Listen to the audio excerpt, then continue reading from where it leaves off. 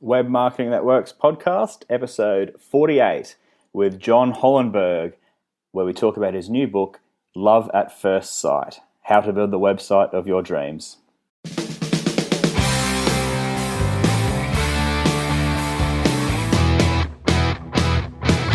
Welcome to the Web Marketing That Works podcast. Come behind the scenes of real-life marketing experiments and listen in as amazing guests confess the truth about what really works. Now, here are your hosts, Adam Franklin and Toby Jenkins. Hey there, it's Adam Franklin from the Web Marketing That Works podcast, the show for people who love marketing on the web.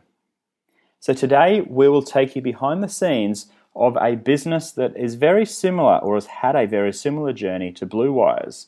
And it's a business called 5x5, run by a guy called Jon Hollenberg, and he has just released a book called Love at First Sight. And when I first connected with Jon earlier this year, we'd both been going through the writing and editing process, and I've been looking forward to reading his book ever since. And I finished it over the weekend, and it is absolutely the book that didn't exist back when we were doing website builds, and we were doing website builds for 8.5 years of our business journey. And it is absolutely the book that anyone contemplating building a website or rebuilding their website needs to read. It took me about probably 2 hours to read. It's a 30,000 word book, about 130 pages, but absolute gold, explained in a really easy to understand way. So look, we'll be diving into that, and plus some of his own marketing experiments of what's worked and what's not worked with his own business called 5x5. All right, so this show is brought to you by our own book, which is called Web Marketing That Works, and it's brought to you by the 33 free marketing templates that are included. If you'd like to download them for yourself, head over to bluewiremedia.com.au/book, and they are all yours. So let's get on with the show with Jon.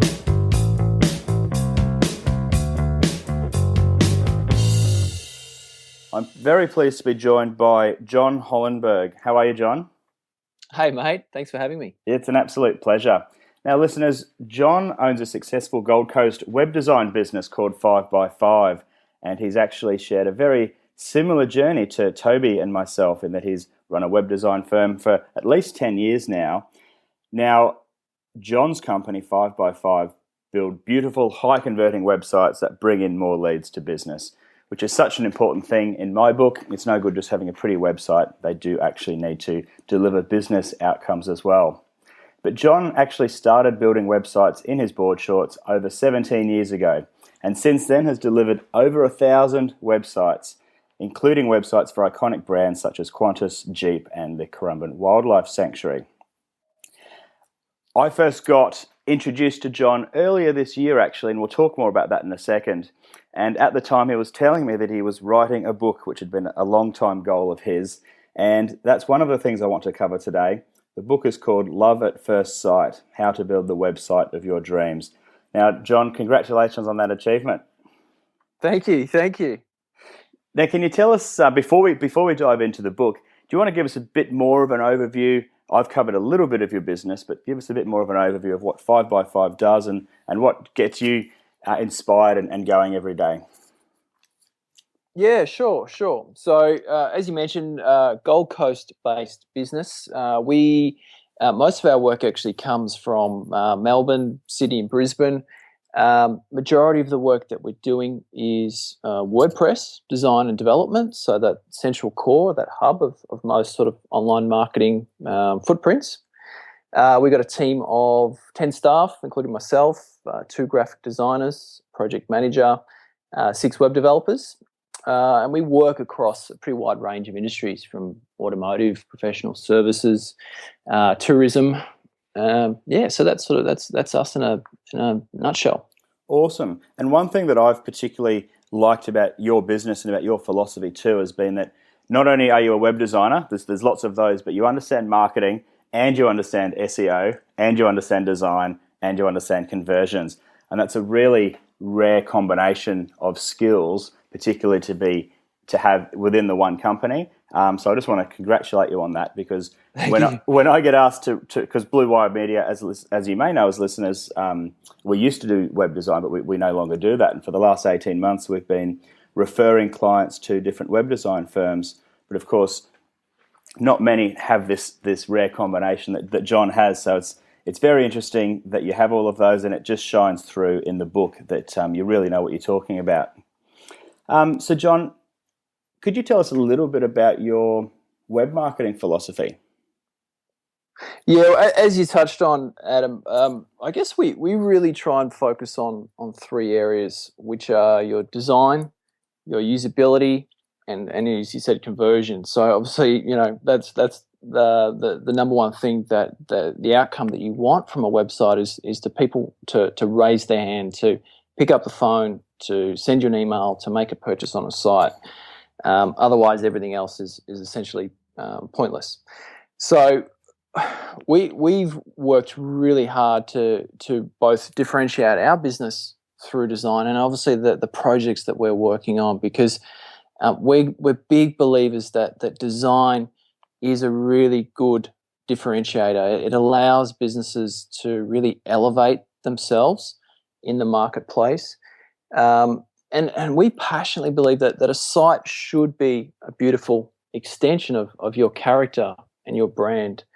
So typical the clients that we've been working with is when this is actually used and implemented, it really stokes that customer lust, and it really attracts people to our clients. So that's our approach to design. And obviously, we balance that against the usability, and then the conversion. Getting people to do what you wanted to do. Sure. So I mean, yeah, the conversion side of things, and the fact that it's got to work, it's got to be usable. But you're right, that design component is often overlooked, particularly because it's difficult, right? A lot of businesses and designers look at Apple and go, "Yep, design's so important. Apple does beautiful stuff," but it's not easy, and it's when push comes to shove, and you're actually working with the designer, trying to get something to look beautiful, it's hard work. And then to actually have it functional and convert leads into sales and everything else, it's a really fine art. Have you got any, I guess, tips about that design process? Is it the quality of the designers? Is it a methodology, or is it just a bit of art in there as well? Well, look, design is so subjective, and we have instances where we'll put a concept out to a client, and they'll reject it, and then it'll get sort of shaped and molded into this weird camel of a website, and unfortunately, it's not the ideal sort of vision that we had, but ultimately clients paying for that. So we'll obviously make our opinions really clear on that, but from a design perspective, I think simplicity is the key. So really trying to strip away all the superfluous and just all the crap, because websites can get so cluttered, with plugins and sidebars and just all that sort of stuff. And it's really about hitting it with a simple stick and just trying to simplify as much as possible. Human beings, we're not data crunchers. We're emotional, beings, and the best way to communicate information is to visually represent it. So that's where we spend a lot more time, I guess, than your average sort of designer. So instead of just dropping in a big block of text, we'll focus on how we can visually represent, some content, whether it's through an infographic or some clever creative iconography, or just looking at more creative ways of visually representing that information. So simplicity, taking out the stuff you don't need, really focusing on getting that message or getting the important stuff across through space or design, or exactly, yeah, negative space, white space. I guess a lot of more traditional web users don't like that, and you've probably seen trends where you've got these big long pages with plenty of space and all that sort of stuff. But I think general web users have become accustomed to scrolling through your tablet devices and all that sort of stuff. So that's sort of changing. Having everything loaded above the fold is no longer as important. Obviously, you still want your primary things above that fold, but people are a lot more open to space, I guess. Totally. And just for the listeners, above the fold, most people will be familiar with that, but above the fold means what you can see on the first part of either the website or the tablet or your mobile phone. So John's sort of saying often put your most important stuff towards the top, but about 10 or 15 years ago, the philosophy was try and put everything above the fold, right? So you didn't have to do any scrolling, but now we're much more comfortable on the phones and tablets that scrolling's cool. Exactly, yeah. Now, you mentioned earlier a camel of a design. Now, now that's the saying that a camel is a horse designed by committee. Exactly. Yeah. Okay. Cool. Now that cracks me up every time. So it's often difficult, right, with design projects or website projects that involve design because you're dealing with so many different stakeholders. Yeah. How do you prefer to work? Do you have like one decision maker on the client side, or?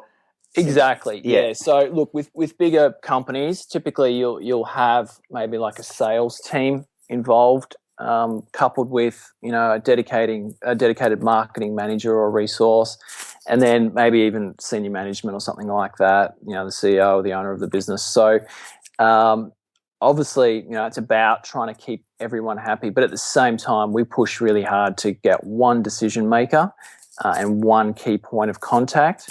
To provide that feedback. So there is consensus within the organisation in terms of exactly what they want. Right. Okay. So that's great advice. So if listeners are looking to get a website done, it's worth getting everybody's input at the start, but then allocating one person who's responsible for signing off on all the design milestones. Is that the idea? Yeah. Exactly. Yeah. And I guess that coupled with that is just having trust in the actual web agency or supplier that you've engaged to do this, assuming they're a good reputable company, to actually let them proceed with what they proposed, because they're the experts, they're the ones that are doing this day in day out, they know what works. So really sort of trying to let go a little bit and having trust in the process. Awesome. Yeah, no, great advice there. Now let's change gears and talk a little bit about the book. It's called Love at First Sight: How to Build the Website of Your Dreams. Now, mate, what inspired the book? Well, look, to be honest, say 2 years ago, I would have never even contemplated writing a book.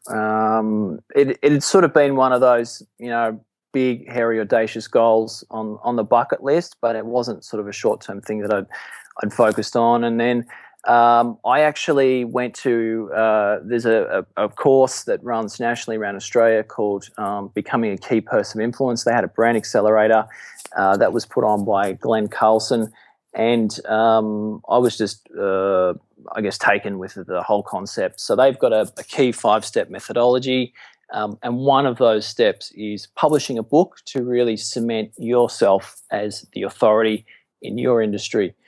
And certainly that resonated really well with me because web design is a very crowded marketplace, and there's not a lot of people that have actually taken the time and the effort to produce a physical hard copy book. So I embarked on that journey almost a year ago now. We started the publishing component tail end of the last year, and we did a 30-day writing challenge where you basically write for 1,000 words a day for 30 days. So while everyone was out at the beach sunning themselves, I was tucked up in my office, busy writing about web design, but managed to get the book out. And basically the last 10 months have been really about the editing, typesetting, illustration, and now I'm sort of moving into the launch phase. So yeah, it's been quite a journey. It's been a really big monster task, but it's something that is just so satisfying to have a physical hard copy book in your hand, which I'm sure you can relate to. Absolutely. No, it looks really good, the design. Obviously, you've got some good design skills in-house, but you can tell from the book, it's beautifully laid out. There's great illustrations all the way through it, and it's a nice, easy read. Like, because web design is so complex, or can seem complex to people who don't necessarily understand it yet. And one of the things you've done beautifully is to really simplify what people actually need to know. And it's written from a non-technical standpoint, so you don't get bombarded with jargon and lingo and everything that, scares people off. So how many words was it? So you did 1,000 words over 30 days, so is the book roughly 30,000 words? Yeah, 30,000. That is a good entry-level book that basically, gives an overview of a business's sort of processes or methodologies. Yeah. Now, you weren't the only people spending last Christmas writing and editing books. I recall I felt I was doing exactly the same with Tobes. We were cooped up in his North Bondi apartment, we thought we were the only people not having a social life that year, but it turns out you were on the Goldie doing just the same, hey? Exactly. Yeah. But, look, even I've only had the book for a week and a half, and it has been just an awesome tool to, a lot of sales conversations I'm having. It's just, look, I've just written a book. Can I put a copy in the post for you? That way you can get educated around, the systems and processes and methodology and mindset that you need to be in when approaching this. So it's been a really good tool, A, from a conversation starter, and B, to actually attract the right sort of people that we actually want to work with. That's a great point. I mean, I certainly know I'll be buying it for any customers of ours that are expressing interest in getting their website rebuilt or built in the first place. It's just such a good, easy, informative read. But let's talk a little bit about one of the stories you tell in the book. You were sitting on an aeroplane and there was this conversation happening around you, right? Yeah, that's right. Can you tell me and the listeners a bit more about that story? Yeah, and this was a real aha moment for me, and it was a bit of a wake up, because it sort of illustrated the fact that web designers generally are the sort of the new used car salesman. No offense to any used car salesmen out there, but basically, I was sitting on a plane heading back from Melbourne to the Gold Coast. I was sandwiched between a young mother to my right and a business lady on my left. And I struck up a conversation with the young mother, and it turned out that she was a freelance graphic designer, and she had no idea what I did. I was just asking her a bunch of questions, and I asked, do you do much work with websites? And she blurted out, web designers are a pain in the bum.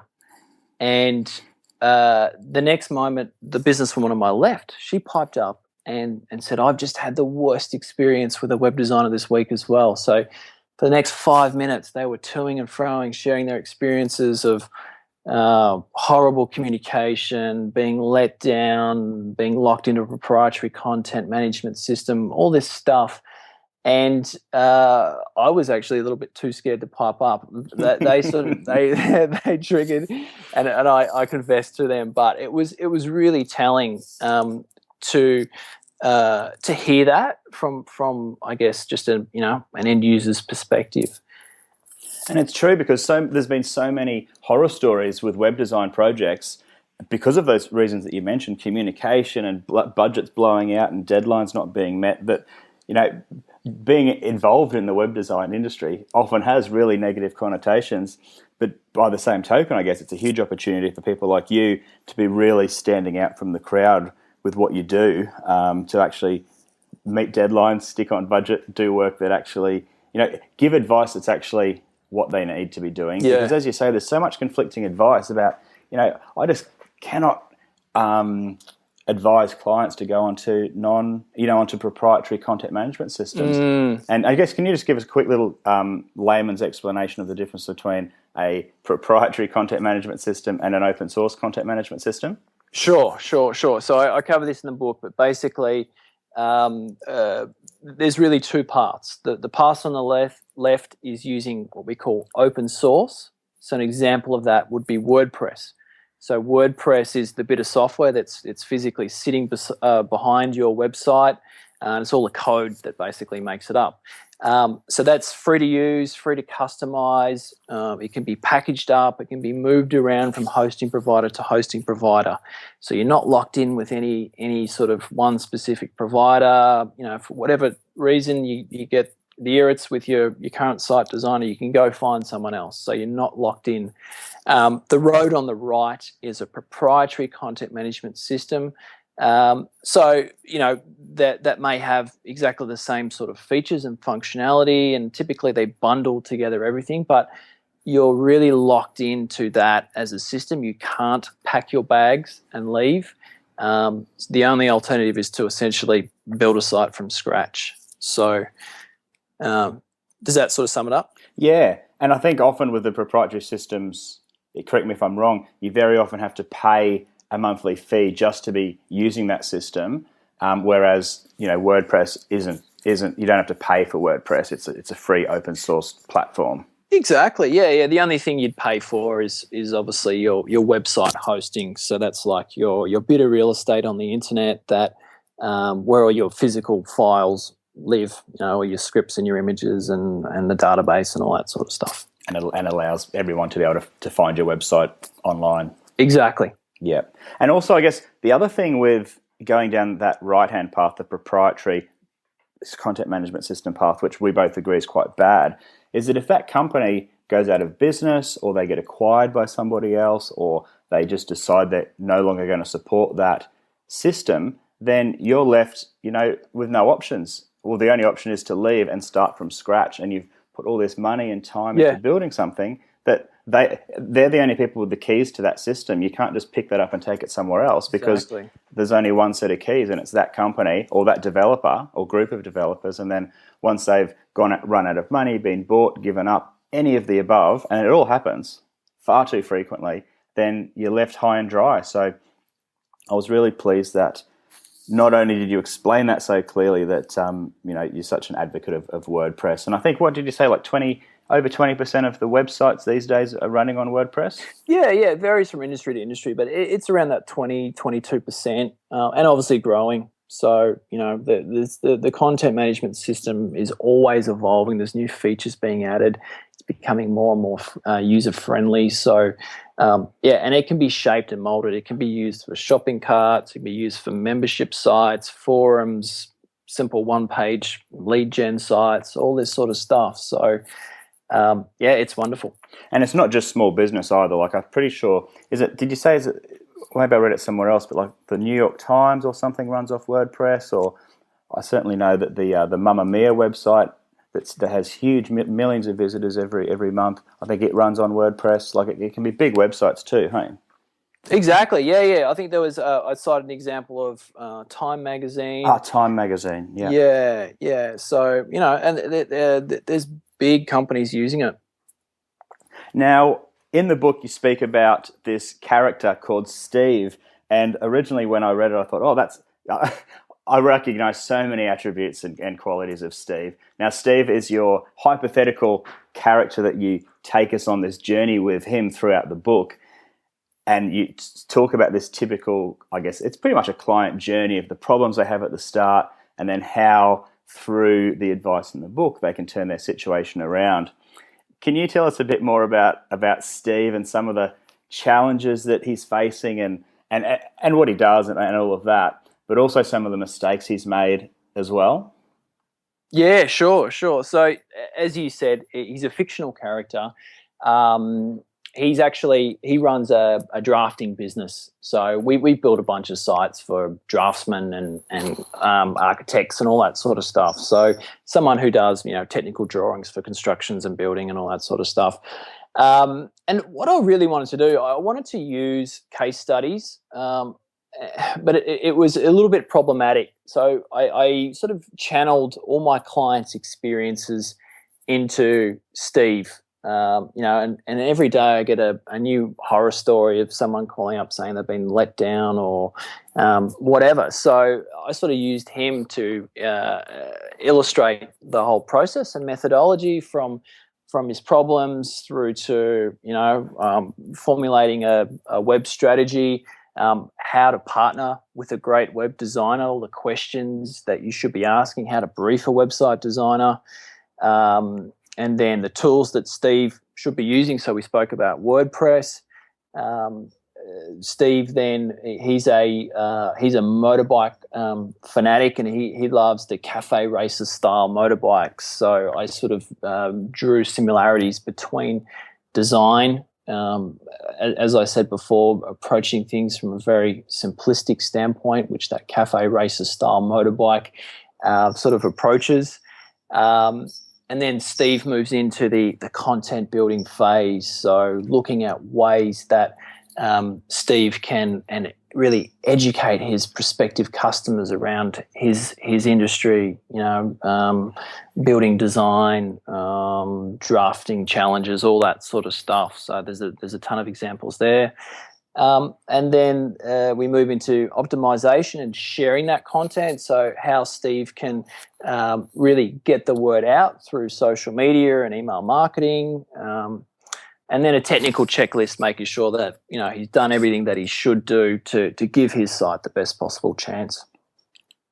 And some of one of the overarching messages with through the book and with content marketing in general is that you've got to be creating content that actually helps the people who you want to become your customers. You've got to help them solve their problems as you go. And on one of my autoresponder sequences, very similar to you actually, John, I asked, what's the biggest fear or obstacle holding you back from fully getting involved in your content marketing and social media? And the answer I get most commonly is inspiration for content. And you've actually addressed and solved this issue for us, I think on page 87 of your book, where you give us seven different content ideas. And the first one, which is just so straightforward and sensible, is talk to your customers and ask them what their biggest problems are. Yeah. And if you just do that, then every time somebody writes in with a problem, you can write a blog article about that, or you can record a video, or you can record a podcast, or you can do an infographic, whatever you like, probably all of the above, addressing that specific thing. And if you just you could be writing enough content for years just by following that simple that first content tip on page 87, right? Exactly. Yeah. So I got a little notepad next to my desk, and I'm sort of on the front line from a sales perspective. So every time someone asks me a question, I write that question down, and then I aim to answer that in a blog post. So I'm answering the information up front, and if someone, prospective customer's got that question, then more than likely someone else in the marketplace will have exactly that same question. So it's about trying to really, attract that, what we call a long tail search, a very specific question or query that someone might type into Google. And if you've answered it well, then, Google's going to reward you with a good quality first page listing, and hopefully someone will click through and then pick up the phone or get in touch. And that's exactly what people are typing into Google, isn't it? They're typing in stuff when they've got that problem initially, way before and I think we'll talk about it in a second, but long before they're searching for a Gold Coast web developer or a Brisbane web developer, they're searching for stuff that they've got a problem of. And if you're actually writing content that solves those problems, then you've got that opportunity to actually be known and liked and trusted by that prospective customer, so that when it does come time to talking dollars and talking proposals, you've already had that head start to earn that trust, hey? Big time, yeah. It's something that we didn't actually implement in our business for a long time, and sort of since writing the book, that's something I've really embraced, and just within our business, we've seen some great results from that. Right. So I guess that's one of the questions. So normally we do the good, the bad, and the ugly in terms of your marketing experience and over your 10-year journey with 5x5. So are you saying that not focusing on the long tail keywords and that stuff was one of the things that you regret not doing earlier, or how would you describe? So I'd put that under the ugly category. So probably going back, say, 3 or 4 years, we were really, concerned about being in the number one position for, say, Web Designer Gold Coast. And I think I've heard you speak about this, is the only sort of clients that you attract with a key search word like that is are your tire kickers. It's Steve, the solo operator, who doesn't have a lot of money to spend, and it's just not an ideal sort of, I guess, prospect for us. And they're shopping on price, essentially, aren't they? Exactly. By that stage? Yeah, exactly. They don't have a true understanding of the value proposition. So, exactly. So that's where we focused so much of our efforts. But instead, the last 2 years has just been about forgetting about SEO altogether. We're not forgetting about it, making sure that quality content's generated and all the on-site stuff. So that means making sure that your content is well optimized on your physical website, making sure that's done, but just forgetting about trying to focus on specific keywords and just try to provide value in the marketplace. So as we said, from the content discussion, really trying to answer people's questions. Yeah, and I think you said that content, also, you mentioned it to me or in the book, that content is the new SEO. And I guess you're saying if you focus on the content, you will invariably do well in search engines by forgetting about SEO in inverted commas and focusing more on delivering content that actually helps people. Big time. It's just a natural byproduct. People will naturally gravitate towards you. Nice. Now, since we're going in reverse order, let's go to the bad. So what's failed with your marketing, and what did you learn, and what would you do differently? Well, we probably neglected social media for way too long.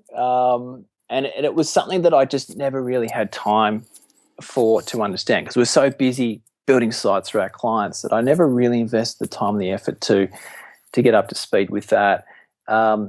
We've had a big social media shake up, and the last year we've managed to grow our Twitter following from, say, 0 to almost 10,000. We're up to about 9,500 followers. And these are actually targeted Australian businesses that are interacting with us on a daily basis. They're good quality people. We've actually generated work from it. So we've had 3 people come through from Twitter, which has resulted in some really good proposals going out and converting into some good projects. So we just never really spent the time and the effort, and I wish I'd done it sooner. So that sort of probably ties in to your social media side of things, Adam. So now that you've found the time or made the time to do some of the social, it's really pleasing to see that there are some good prospects and projects coming through. Big time. Twitter is just an absolute weapon for traffic and leads and inquiries, and it's wonderful. It's good, hey. And are you using Twitter to, or could be all of the above, but to interact and network with people, or more distribute your blog content or share other people's content? Like, what's your sort of balance or ratio between the types of things that you're tweeting? Yeah, good question. So we've taken the content curation approach. So we really want to be seen as the leaders in WordPress here in Australia, and essentially, we retweet a lot of stuff around WordPress and general sort of web design, usability, conversion, all that sort of stuff. And we balance that obviously against the content that we are producing also. Really, and then obviously from an interaction perspective as well. So we'll send out tweets to people in the industry, or people we want to connect with or whatever. Cool. Now, I was reading on your blog just earlier today about your journey of growing your Twitter following up to, I think it said at the blog post at the time, 7,000, but obviously now it's closer to 10. You referenced a book by Adam Houlihan. Yes, yeah. That was quite helpful for you. And what was that book? Yeah. Look, I've been working with Adam for about a year now. He's actually a fellow KPI. He did the course with me, and he published a very successful book, Social Media Secret Sauce. Yeah. And the guy's an absolute rock star when it comes to social media. When I first met him, I thought, oh no, not another bloody social media person. But he's got the numbers to back it up. So if you look at any one of his profiles, he's in the top 1% on every single platform. And essentially, he does what a lot of social media people can't, and that's actually get mass following. So a lot of people approach it from, say, a content perspective, branding perspective. He actually approaches it from, how do I actually get targeted followers in less than an hour a day? Wow. And he's a fellow Gold Coast man, you were saying? He is, yes. It's been a big week for you Gold Coasters, with Dan Norris as well, with his book coming out recently. He's a friend of yours, isn't he? 7-day startup. I had lunch with Dan last week, and he's had tremendous success on Amazon. He's topped out a bunch of categories for his book, and that's just another example of someone who is so giving with the content. So he wrote a book, and he basically gave it away for free. He's given away all his resources for free. He didn't ask for anything in return. And I'm sure over time that's going to come back to him tenfold. Yeah, that's brilliant. So heaps happening on the Gold Coast. My business partner and co-host of this show, he's living up on the Gold Coast now. So little community of WordPress / web marketing folk, social media folk on the Gold Coast. And a good lifestyle. And a bloody good lifestyle. That is very true. Very true. All right, so let's push on and talk about what's worked really well with your marketing. Well, this is still evolving, but from a marketing perspective, I'm going to have to say the book, because it's still early days, but it is quite ironic that me existing in a digital marketplace and promoting websites and all this sort of stuff, a physical, tangible book is something that has had probably the most profound impact on our business. So, I'm going to have to say that, Adam. That makes total sense to me, John.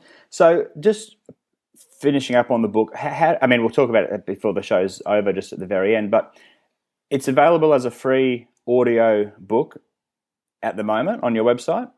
Yeah, so I actually, I also wanted to provide some tremendous amount of value. So what I actually did was had the book professionally recorded by a voiceover artist, and that's 100% free. You can go to our website. If you visit loveatsitesite.net. You'll be able to opt in and grab the audiobook version, 100% free. You can download the files. You can listen to it on your favorite smartphone, tablet device. There's also players set up so you can listen to it through the browser. So, it was a way, I guess, of getting the content out there to a wider audience and hoping to deliver some more value along the way. Cool. And is there a plan to do a Dan Norris and release it for free for a certain amount of time, say through Kindle? Was that part of the grand plan or not?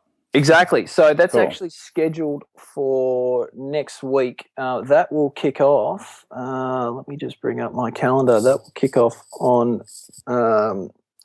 Tuesday the 14th. And that will be October? Yeah, correct. Yep, 2014? Correct. Yep. So Tuesday the 14th of October, so that will, just for listeners, if you're listening before that date, just sit tight till then. If you're listening to it in this window between the Tuesday the 14th of October 2014 until the 19th? It'll be available for 5 days. So the 18th, days. It'll take it through to the Saturday the 18th. Okay, so if you're listening and it's within that window, head over to Amazon and order the Kindle book for free for 5 days only. And if you're listening to this podcast after that date, then feel free to spend a couple of dollars or however much it is for the Kindle version. And I think the hard copy version retails at $29.99, and that is also totally worth every penny. Thank you, mate. Yeah, look, audiobook will remain free, and that'll indefinitely remain free. So head on over, grab a copy. It's great if you. I know myself, I listen to a lot of podcasts, audiobooks when I'm on the road or out running or whatever. So it's just another way of consuming the content. Yeah, I reckon audiobooks are the best. Actually, that's my preferred way of listening to it. Commuting or running or doing whatever, you can actually. It's the only way you can listen to or any content really, but educational, professional development style stuff and multitask. Like you can't read a book and drive a car, and you can't read a book and go for a run. So listening to stuff, it just means you can. I just love it because you can just be otherwise just going for a walk along the beach or a run, and you're listening to I went for a run, so to speak, with Amy Porterfield last night, or Seth Godin the day before. It's amazing because what would you think? Imagine if I could just be like going for a run or a walk and having like these awesome marketing people just talking to me, as I walk. It's incredible, but obviously we can do that every day with audio books or podcasts. So that's certainly my preferred way of doing it. It's so good, isn't it? Yeah, it's really good. Okay, John, so the next part of the interview is back to, I guess, what drives you and what your true passion is. What specific web marketing, what aspects of web marketing bring you the most joy? Yeah, good question. And this was actually part of this program that I've been on over the last 12 months. And Glenn Carlson, the owner of KPI, he talks about finding your intersection. So that's really the crossroads of what gets you out of bed every day, and it's something that I struggled with for a long time. But only in the last sort of few months has it become abundantly clear that what gets me out of bed every morning is the technology side of things. I'm a bit of a nerd when it comes to that sort of stuff, but also freedom. So when I say freedom, what I mean about that is really empowering our clients and our customers to get freedom in their lives. So a really good example of that is Tanya, who came to us maybe 4 or 5 years ago, and she was working in a government agency down in Canberra. Your typical sort of desk job, but she was a really talented seamstress. So she makes wedding headpieces and garters and veils and all that sort of stuff. She was just doing that on her kitchen table. So we built her a nice shiny WordPress site, equipped her with a simple WooCommerce shop that enabled her to sell her products online. Fast forward 3 or 4 years on, she's quit that job about a year ago, and she's got a 6-figure plus now business just doing this. She's an absolute content machine. She makes these beautiful, gorgeous how-to videos. She's got a very active YouTube channel. She's got an awesome blog. She's an industry leader. She's a go-to for all these publications now. So that to me is really inspiring, seeing the journey that she's taken, and that's puts a big smile on my face. Nice. And can you share a bit about how you would guide somebody like that on that journey, and any pro tips that you might have to, I guess, help people do something similar? Yeah, sure. We've got a 5-step methodology. Essentially, it starts out by getting on the same page and clearly defining what are the goals for the project. Because if they're not locked down, it's very difficult to hit a target that you can't see. So we get really clear on that. We then go into an in-depth fact-finding mission around her industry, her business, her competitors, her target audience, all that sort of stuff. Third step is we get busy, we hustle, we build a beautiful looking site. It's got all the conversion factors. It's got lots of great content. And so step 4, we go live. We've got a 100-point checklist that we make sure that everything that should be done is done in building the site. And then we basically it's not we hand over the keys and say see you later. It's really about reviewing, refining, and improving that. So we really try and foster that relationship, and we're in touch every month to sort of see what blockages or challenges that a client might have. What's the plan of attack? So that's a very sort of brief snapshot of our process. Yeah, cool. And mate, what pro tips would you have for our super advanced listeners?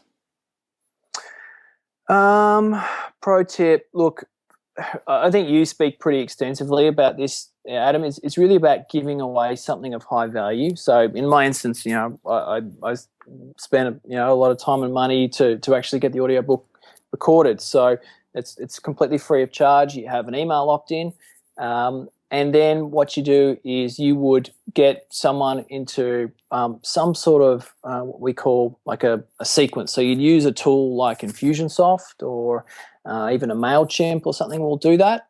And then what you want to do is continue to provide good quality content. So you're going to trickle feed that out and really try and build and foster that relationship over time. So it's not about pushing your content. It's about continuing to provide really good quality value.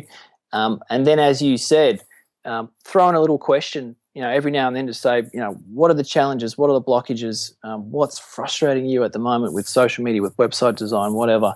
So the good thing about doing this in a sequence fashion is it's all automated. So once you set it up once, you can have a bunch of traffic going there and it just happens. It just automatically happens. So that would be my pro tip number 1.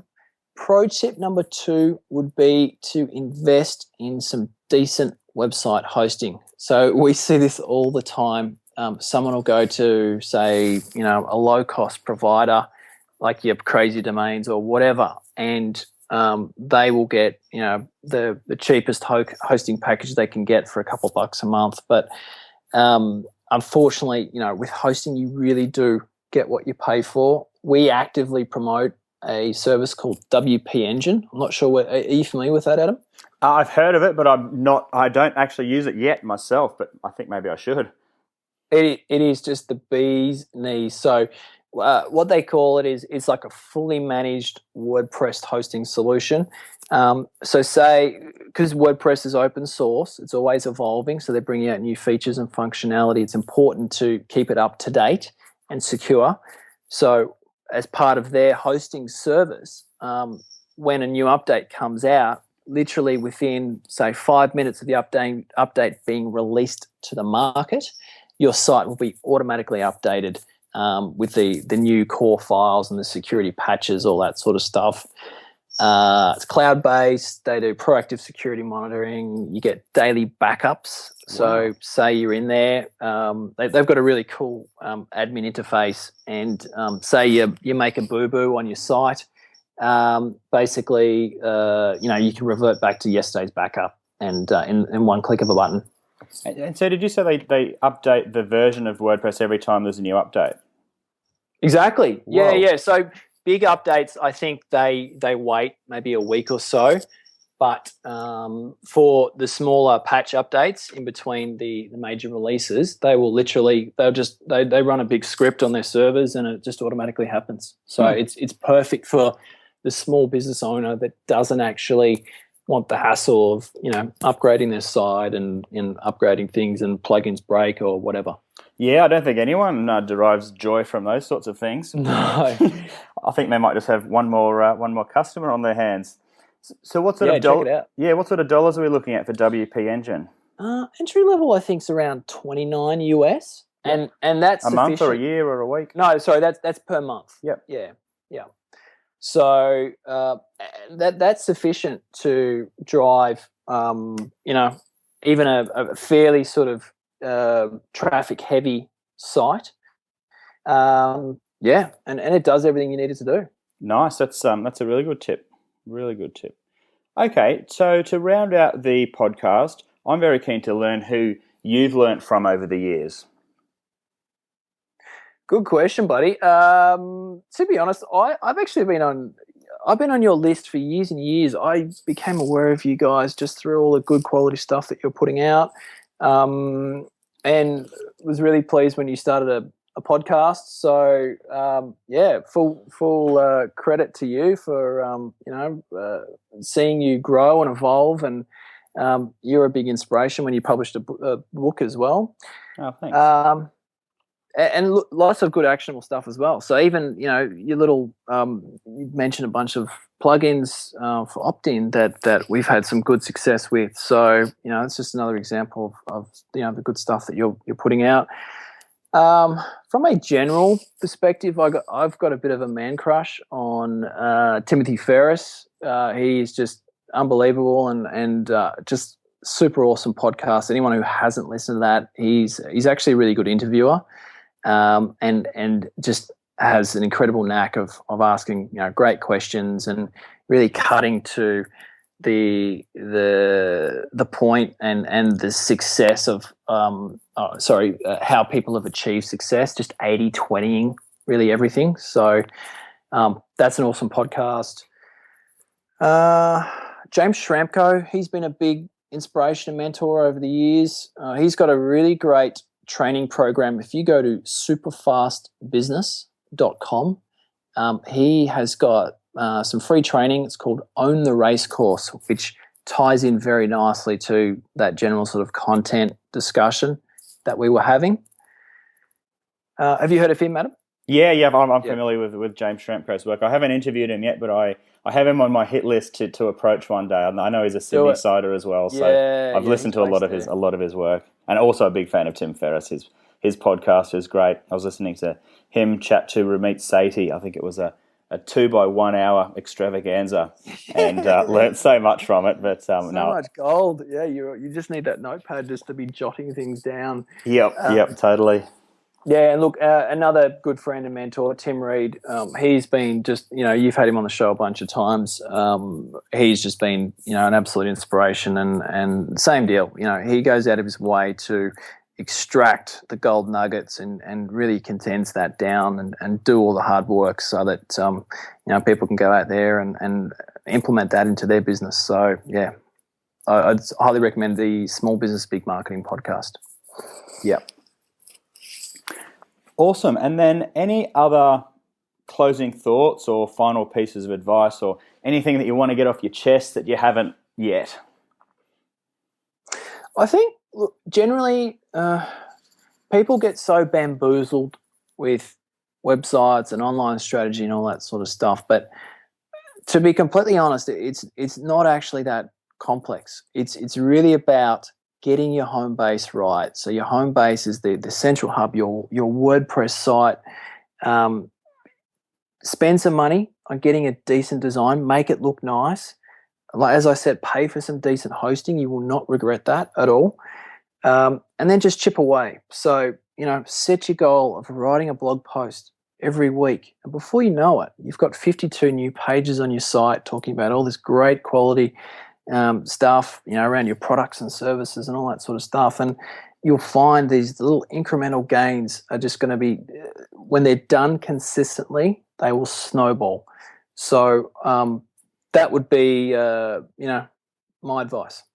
That's fantastic. And how can listeners, it's a podcast. How can listeners connect with you? You can hit me up on Twitter at 5by5web. So that's FIVEBYFIVE web. Wonderful. And I will include the link to the free audio book as well as the Kindle link. So it will be free. Just to recap, it will be free on Kindle from Tuesday the 14th of October 2014 to Saturday the 18th of October 2014, which is at the time of this, when this will be released, the coming week. So keep an eye out for that. If you miss it for some reason, or you've just downloaded the podcast and it's after that date, you can either get the free audio version that Jon has had professionally recorded at his website. We'll have the link to that, or buy the beautifully designed and put together hard copy book. It's a very easy read. It took me, I think, about 2 hours to read just down on the beach over the long weekend. And as I said, I've been on a similar web design journey to Jon, and the stuff that he covers in the book is spot on. It's very easy to read. It's laid out with nice illustrations and graphics, and it makes total sense. So you'll put the book down knowing everything you need to know about building a website. You'll feel much smarter as a result of it, and you know exactly how to keep your web designers in check. And I'm sure that many people will be picking up the phone to call you, Jon, so that you can build the website for them, and I would highly recommend people certainly consider that. Thanks for your help and support, Adam. You've been wonderful. Appreciate it. No worries, Jon. Thanks for coming on the show. Cheers, buddy. We'll chat to you soon. All right, see ya.